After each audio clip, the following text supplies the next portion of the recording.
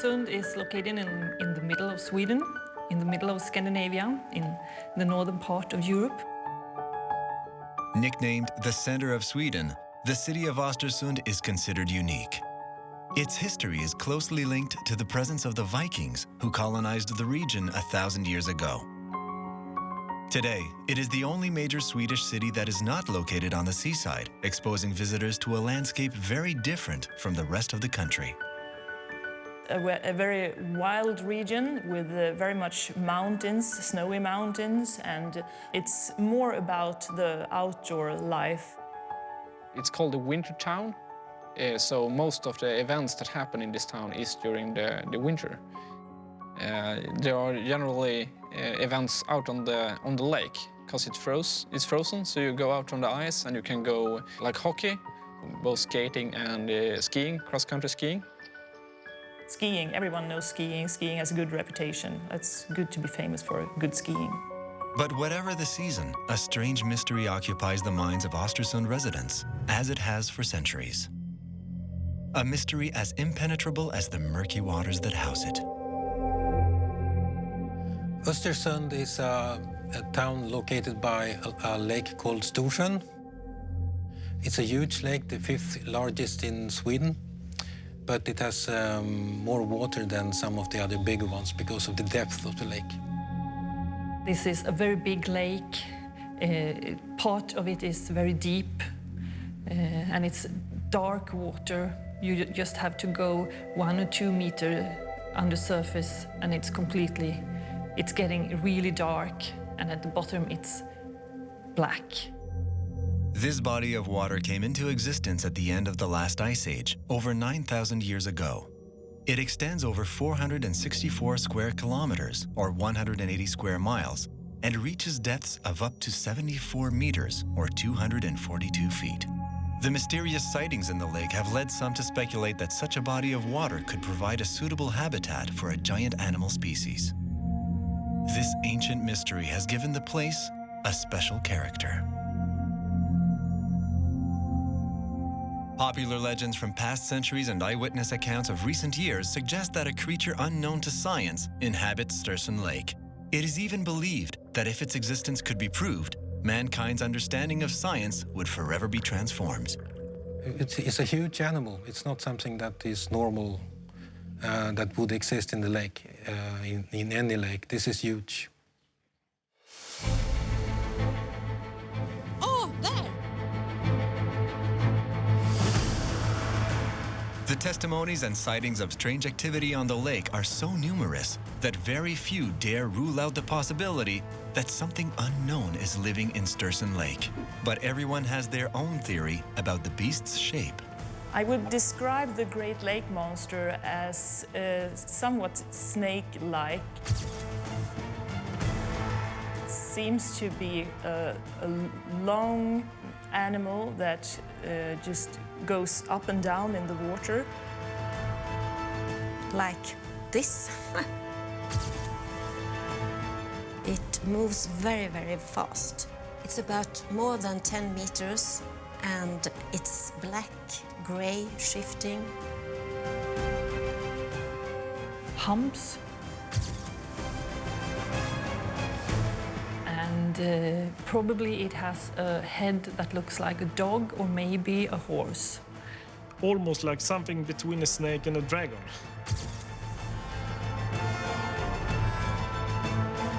Maybe a cousin to some plesiosaur type of animal.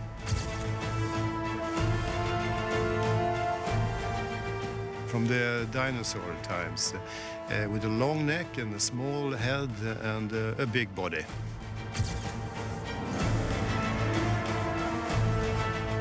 I saw something over the surface I can't explain. Big, black, beautiful, and same time scary.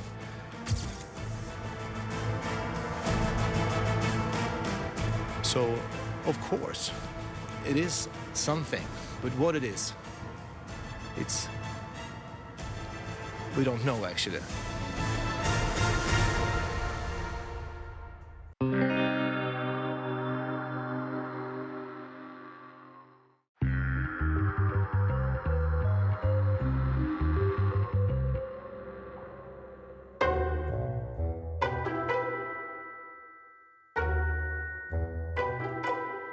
Lake Storsjon, the fifth largest in Sweden, has not changed much since the last ice age.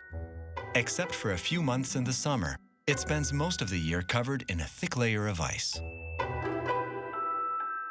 In warmer weather, boaters and fishermen frequent its waters. Almost all of the inhabitants of Ostersund, and even most of Sweden, believe that a mysterious creature lives beneath the lake's surface. People think about it and talk about it, not every day, but absolutely every summer, because every summer someone sees it and it's in the newspaper that someone saw it. So I would say it's like a conversation piece every year. It's always there. Yeah, I think it's very well known here in this region. Most people know someone that have seen it or talks about it. And it's the only lake monster we have in Sweden, so it's well known in Sweden too. Mostly it's maybe 1 or 2 articles in the newspaper every year about people have seen the monster.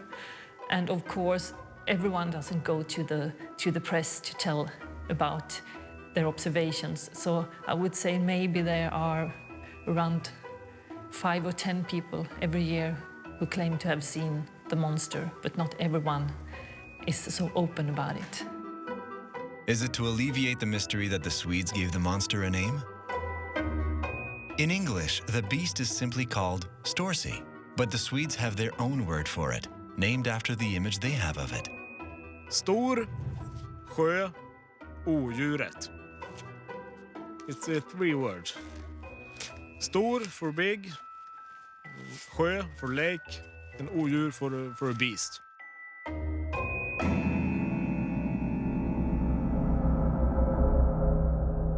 My name is Göte Norlander.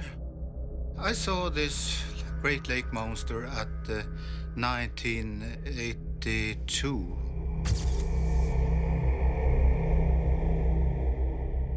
Ja, jag behövde ett specialverktyg för jag höll på att mekade hemma då och for ner till min verkstad och där träffade jag min hyresvärd som äger huset som jag hyrde lokalen i.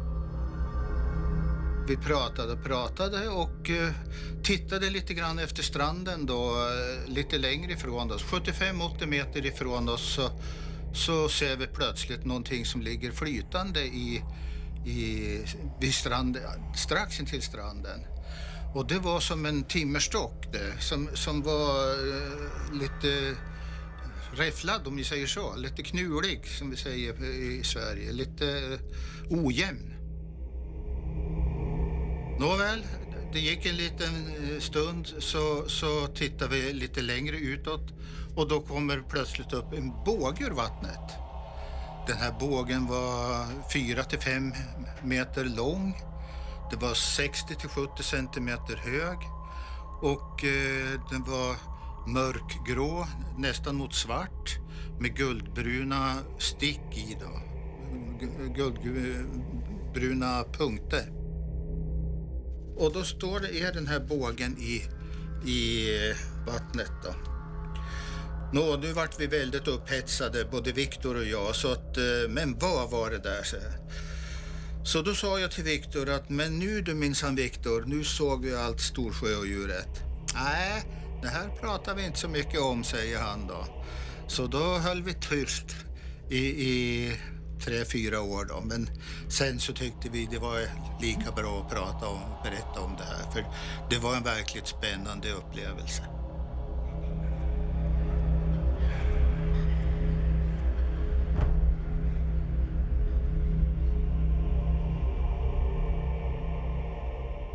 I saw Storsjöodjuret, the Great Lake Monster, in 1977, on August the 10th. I was 16 years old and I was on my way home on my bicycle. And I was looking down because I wanted to see if there was coming a car. So I was doing like this and there was no car, but just for a split 2 seconds, I managed to see something huge rise in the water down there. It was black and it came up like this, and the size of a Volkswagen, and black in the water. So I thought, what was that? But to the left of me, I had 3 gentlemen aged 40 to 50, and they were very upset, and they were talking loudly and pointing and like this. And I realized then, well, I've probably seen what they call Storsjödjuret. I just had a glimpse of it, but as any kid would have done, I went down to the lake again, and then I had the second sighting.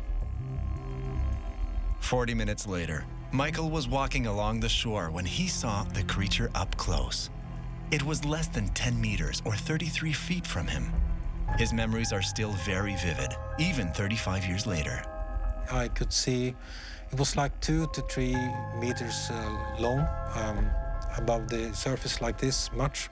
And it swam not like this or like this, but straight forward, like a boat turned upside down, which is a very common description of this animal that many people have seen, that you find again and again in articles.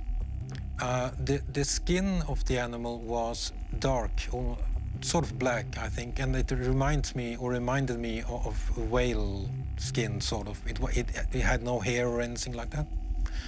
And the speed of it was, you know, if you jog like this, that was the speed. So I walked in a similar pace and for some distance, and I got this idea, and I'm not proud of it, but I'm not going to lie about it. I thought I wanted to see more than this. I wanted to see the head. So I picked up a small rock like this, and I figured that if I hit it on the back, it might look up. That was the thinking of a 16-year-old. And I threw the stone.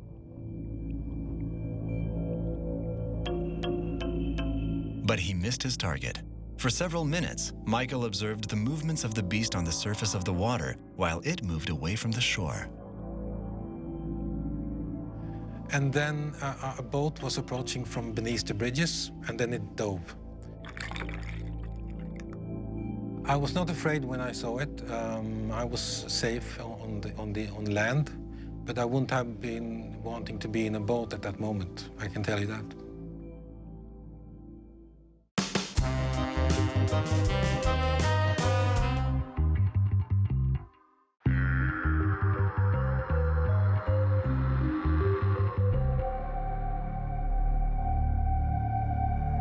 Most accounts of strange phenomena on Lake Storsjon are reported by residents on the shore. But from time to time, a sighting is made on the water, and such encounters take on a whole new dimension. My name is Evert Festin. I have seen the Great Lake monster from about 3-4 meters distance.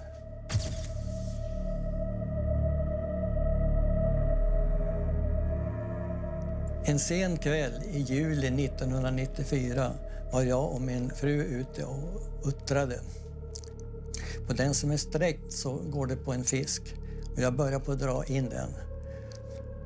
Och när jag kanske var halvvägs in med fisken så går det på någonting på linan som går rakt ner i vattnet. Och då åker båten baklänges. Och det som drog båten då var alltså starkare än motorn. Och då släppte jag den första linan och koncentrerade mig på den här där det var någonting stort som var på. Och jag hade en känsla av att jag halade mig efter linan, inte att jag drog in. Sen i nästa stund, det som kommer upp är större, längre än båten. Och båten är 4,30 meter lång. Och det första intrycket var att det var en lång ko som låg i vattnet, men jag såg aldrig något huvud på den. Och det var mörkt på ena sidan och det var ljus på den andra. Och på den ljusa sidan då så ser jag 2 liksom spröt som rör sig sakta mot varandra. De är ungefär 1 meter långa och det var som en andningsrörelse. Och då är det här djuret bara någon meter bakom propellern. Och vi var i chock och jag trodde aldrig vi skulle överleva om det kom närmare. Jag trodde vi skulle kantra. Och jag vet inte hur länge vi satt där i båten, men det som hände det var att det ryckte till i linan. Och lekanet uppe vid huvudlinan gick sönder. Och så det som var på kroken åkte iväg med wobblen och lina. Och vi såg hur det bubblade på vattnet när det sjönk ner. Vi var i en chock. And I don't know how long time we waited sitting there. Not wanting to damage his career, Evert waited until after his retirement before publicly disclosing his experience. If his story is to be believed, he and his wife are the witnesses who have come closest to the creature. That was also the last time Evert's wife ever ventured onto the lake.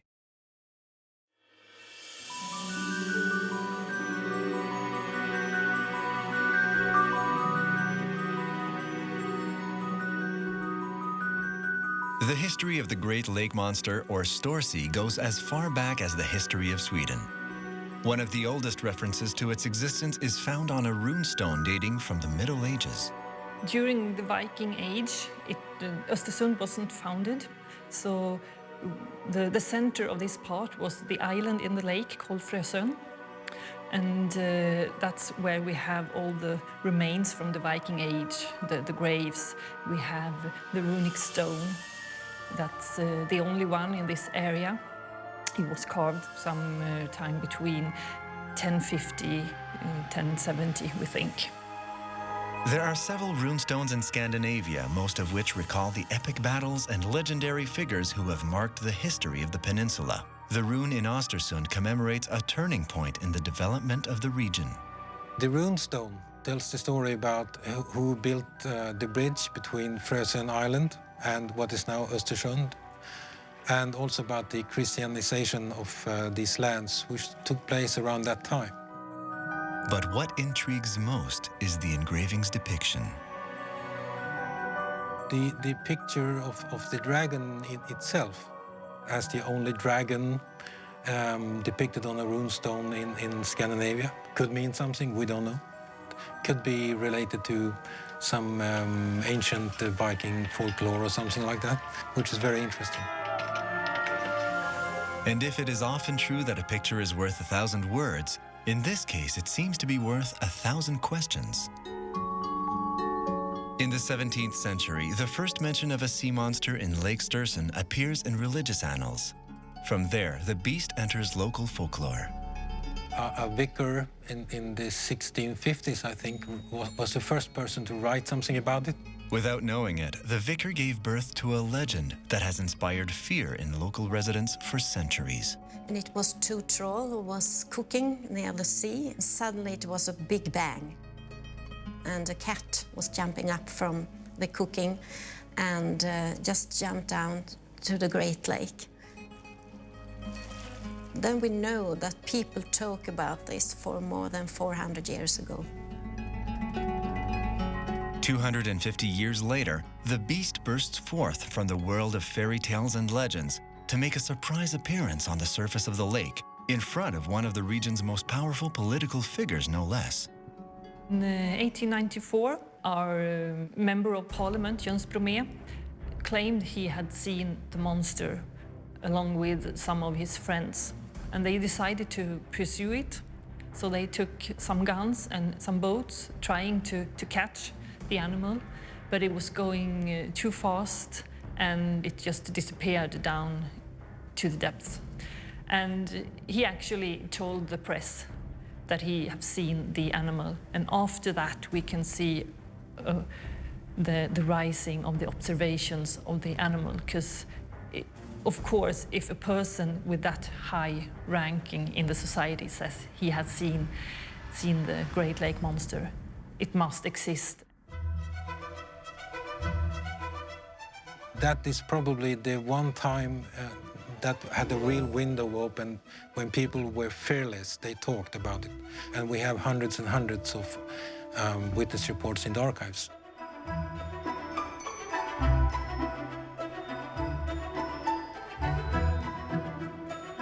The media of the time seized on the story, and Storsie became the sought-after goal of a massive expedition. It was a very interesting expedition, and even the Swedish king gave the company organization money because it was very interesting in what is it under the surface.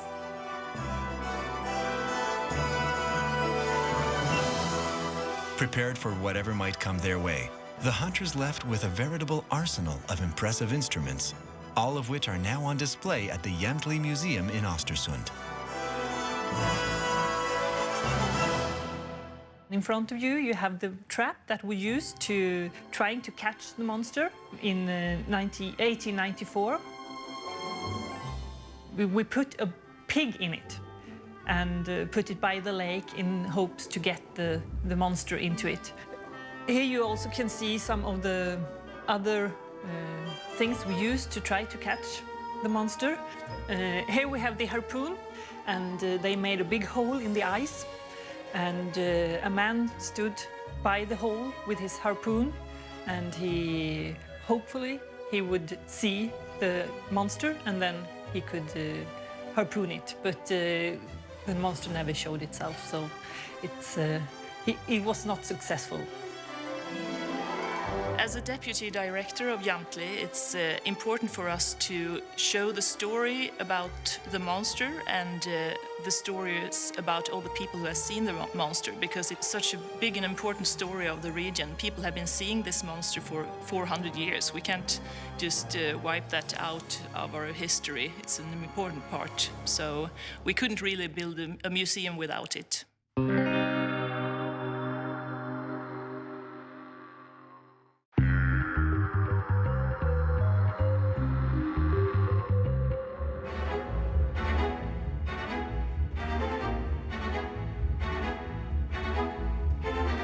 The Jämtli Museum in Ostersund documents the history of Storsie and its numerous alleged appearances around the lake since the 1800s. This is actually an embryo of the Great Lake monster. It was given to the museum on April 1st, 1986. This embryo was found on the shore of the lake in 1984. But it's very difficult to see if it's actually the Great Lake monster or if it's an embryo of something else. But the fun part is that it was given on April the 1st, Fool's Day. This is the map of the observation of the Great Lake monster. And as you can see, the most observations are around Ostersund, Frösön. Most sightings were indeed recorded around Frozen Lake, very near the site where 1,000 years earlier, the famous rune was erected. This is actually not updated for the last 20 years, but it's still the same pattern today. So we see the monster where the people live. That's where the most sightings are. We have maybe 5 to 10 witnesses or stories every year in local media. And if you think that maybe 1 out of every 10 that see something tell the press, well, then we're talking about thousands of witnesses.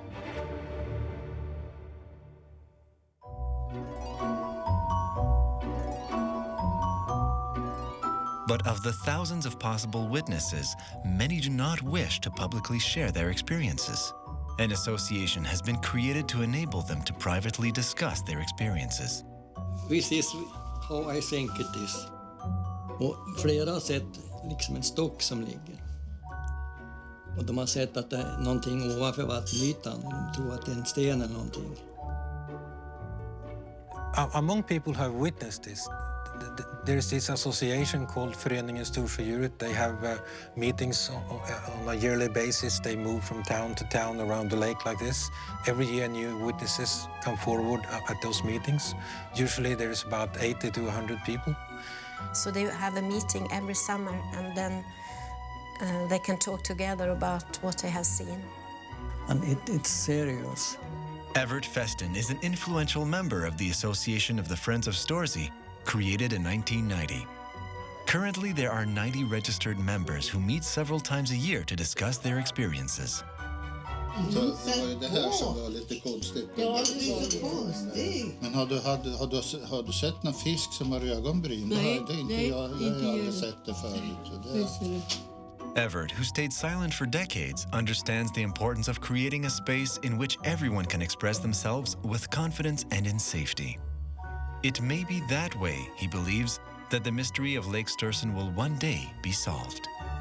It can be up to 5,000-6,000 people have seen it, but many of them don't talk. And every evening we have this, there come new witnesses. Some people come along and they say, well, I saw this in 1945, I've kept sick, I haven't talked about it. But you hear all these stories, and then you start to think, how many people have seen this? Must be quite a number of them. Each testimony reported to the association is recorded. They note all the details and circumstances of the sightings, and the data is then examined, compared and measured. Jag har rapporter då på att det var en som såg 3 stycken som simmar bredvid varandra. I can't say that I saw the same animal twice or if it was 2 different individuals. The first I saw was obviously huge. The second was a little bit, not quite as big as I would have envisaged after the first. But, you know, there's bound to be a family of sorts in the lake, a population of them, that maybe they can communicate some way. Everybody say the Great Lake Monster or Storsjodjur 1.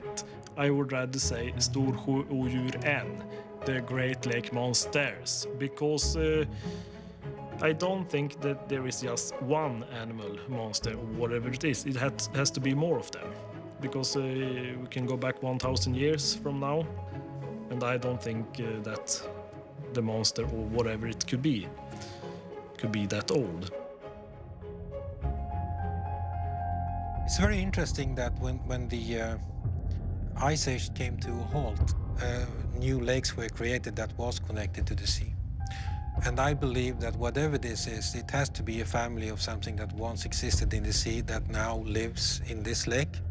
Something that we thought was perhaps extinct. Could be some type of relative to maybe plesiosaurs or something. I don't know, but a lot of people have seen the long neck, and what I saw, how could that swim like that if it didn't have fins and maybe some sort of a tail helping it to move along? It should be most natural to have that it would be a fish at least, because if it would be a mammal, then where does it live during the winter? I mean, where to get some air and breathe? So that's why I think it should be a fish. Some divers have seen some big heels. It could be the both. Big fishes, and it could be something that we have not find out what it is at the moment. Alla de här och som är en vacker dag så är det någon som får en riktig närbild.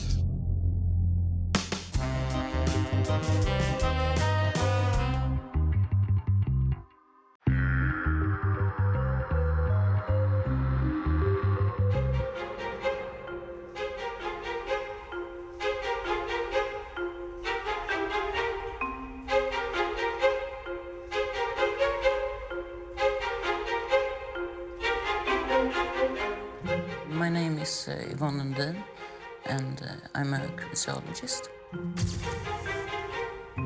Cryptozoology is about animals that are not proven existing.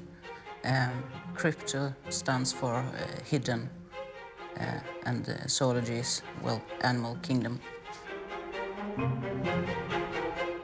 I don't consider myself as a believer. Because it's non-scientific to be believing in things. It's better to keep an open mind.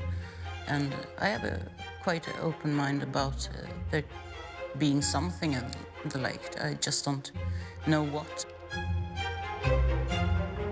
Yvonne's approach to the Storsie mystery must be considered rational and evidence-based, a fact that surprises mainstream scientists who view Yvonne's discipline of cryptozoology with skepticism. In the scientific society, there is very anti-cryptozoology feeling. It falls under almost the same thing as alien sightings or ghosts. And they find this area being a lost cause. If the Storsie riddle is considered by scientists to be a lost cause, it's probably because for every person who believes in the monster, there are others who are skeptical and sometimes go as far as to openly discredit arguments for the monster's existence. Both skeptics and professional skeptics, scientists, use the same explanation for every sea monster sighting ever everywhere on the planet. Great catfish, big log, weather phenomena, birds, swimming elks, but I'm not sure that's very common in other parts of the world. There are people who don't believe in this, and they don't go to our meetings and listen. And they say it's impossible, and they think we are crazy. They usually don't call people liars to their face, but behind their back, certainly. Oh, he wants to be in the paper. He said he saw a monster. It's very sad, really. It angers me that people that have seen this are treated like this. It's like bullies in a schoolyard sort of situation. Mr. Festin's sighting is one of the really good ones, and he's working so hard, and he you know, people like that, you shouldn't belittle them. I think that's disgraceful. But someday, you know, people like him and others that work with this will be vindicated, and, you know, I hope it happens within a few years. I really don't know why people believe or don't believe, but I think that the people who believe in the monster, the Great Lake monster, they have actually seen something that they can't explain in any other way than that it must be an animal. You can see it in other countries as well.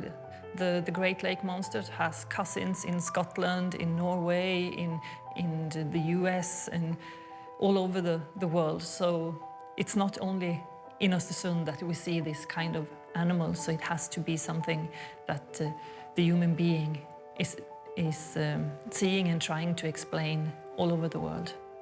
We discover new animals almost every year, new sharks, new seals. And maybe we have something extraordinary here that one day will just be a complete sensation.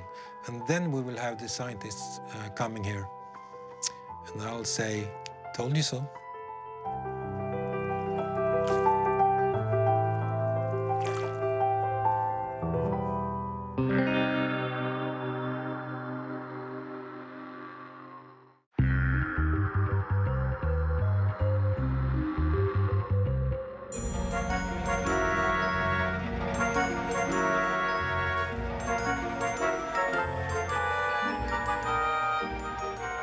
Efforts to capture Storsie or to try to prove its existence have not been successful so far, despite the sophisticated attempts made by the most convinced.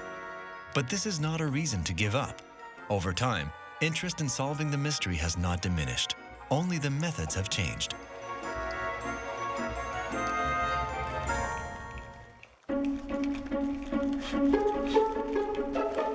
Today we're going to dive for the Storsie in the Great Lake, and we will be going down to about maximum of 18 meters. These divers will explore the depths of the lake in the hope not of capturing the beast, but of obtaining images of it or any traces it might have left behind. Residents of Ostersund and any interested tourists are invited to attend the peculiar dive school. So the Great Lake Monster course is designed for 2 days. It's 1 day of theory. The next day is 2 dives that we're gonna look at the monster. We have this story of the monster, so it's fun to take it and see what you can find. To help maximize the chances of success on these expeditions, the dives are done only under the most favorable weather conditions and are mostly carried out between the island of Flourished and Ostersund's shore.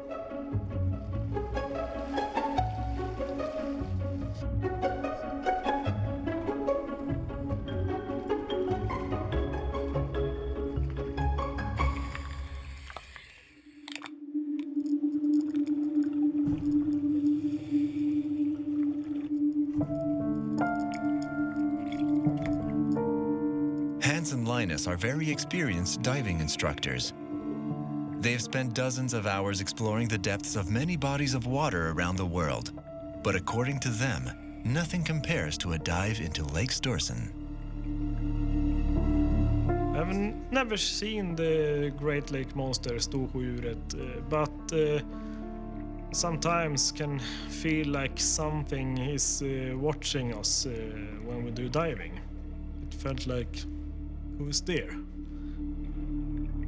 You can feel in your stomach when you dive that there is something around you, but you can't really make for sure what it is. And the first time I felt that, my pulse went up, and I have to control myself a bit because it was a bit scary. But then I looked up, and I couldn't see anything. It's a bit hard to describe, but I never felt that before anywhere else. It's not every dive that you have the feeling either. It's specific dives, but many of my dives I have felt it.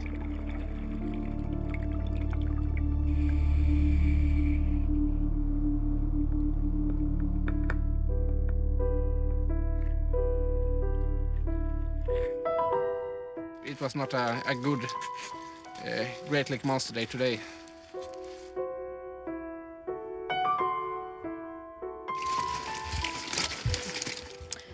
This was the second dive in my monster program, and I didn't see anything. I didn't feel anything.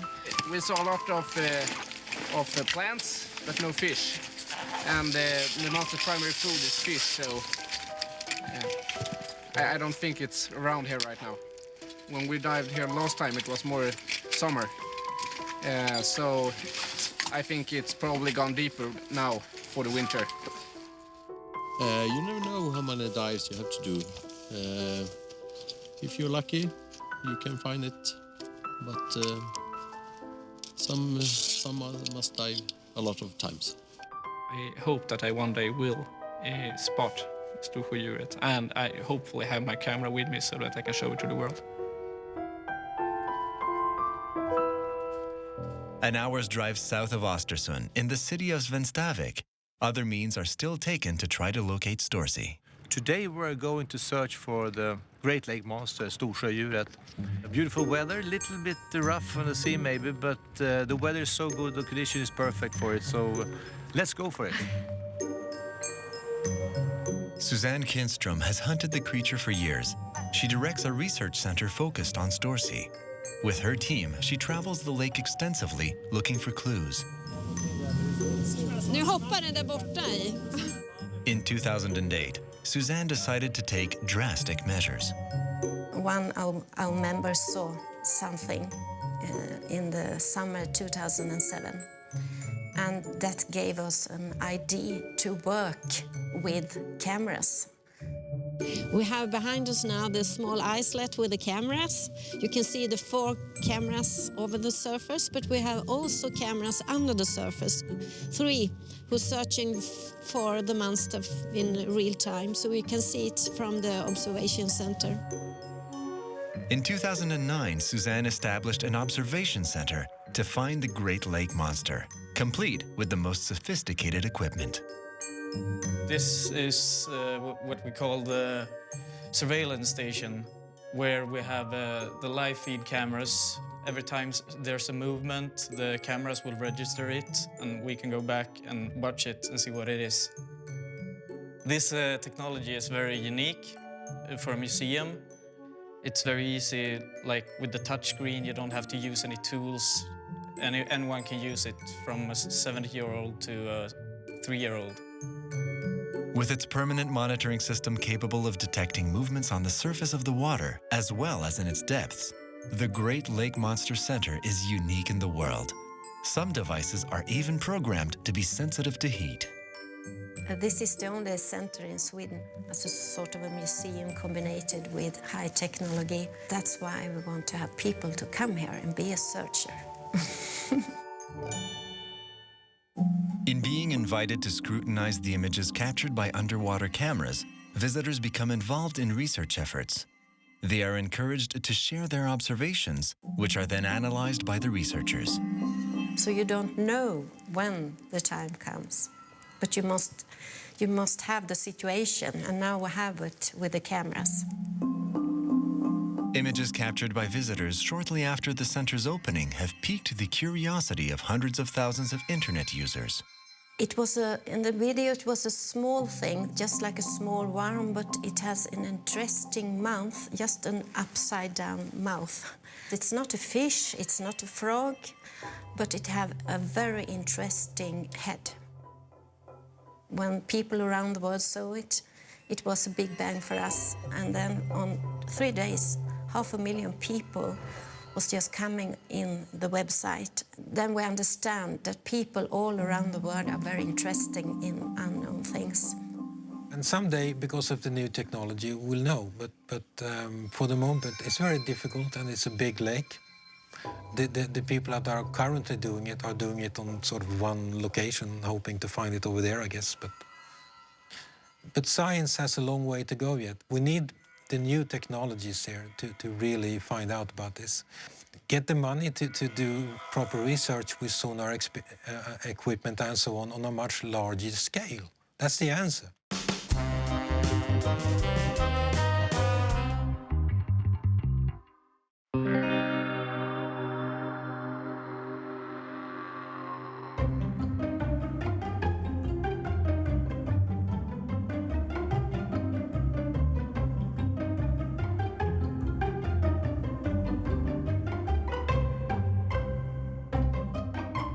When you come to Ostersund, you will notice the animal on quite a few places. And it's obvious that the municipality of Ostersund, they really want to make it the symbol of the city. Up to now, observing Storsie in its natural habitat has been an unrealized dream. But it's impossible to miss him on the streets of Ostersund. I don't think tourists are attracted to coming here, especially for the monster, but it gives the area a special value, special characteristics that are positive for the region.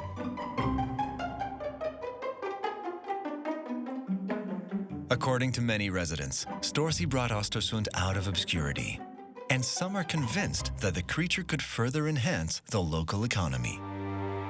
The monster is somewhat important to the tourism to Ostersund, but it could be more important. I think we are a bit hesitating how much we should use it in the marketing of the region and the city, because on one hand it's a great symbol and we like the story and we think it's special, and on the other hand some people think it's a bit embarrassing. Oh, should we really be famous for something that maybe don't exist?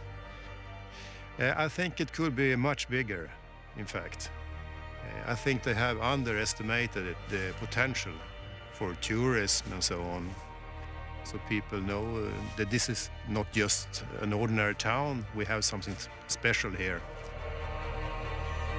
The Great Lake Monster is an important part of the cultural heritage of Jämtland, and as a curator of the museum and the deputy director, I'm not really interested in whether it exists or not. The important thing to us is the stories that people have to tell. And we are full of respect for all the witnesses and the people that claim that they have seen something, because they have. We absolutely believe that they have seen something. And it's their stories that we collect, and it's their stories that's important to us. I think the general public is not going to have too much of an interest in this until the day comes when you have the big headlines. They have now conclusive a shot of film or something, or a dead animal. Then it will be a world sensation. Everybody will talk about it. It will be one of the biggest stories of our lives, really. I really hope that in my lifetime we will find out what it is.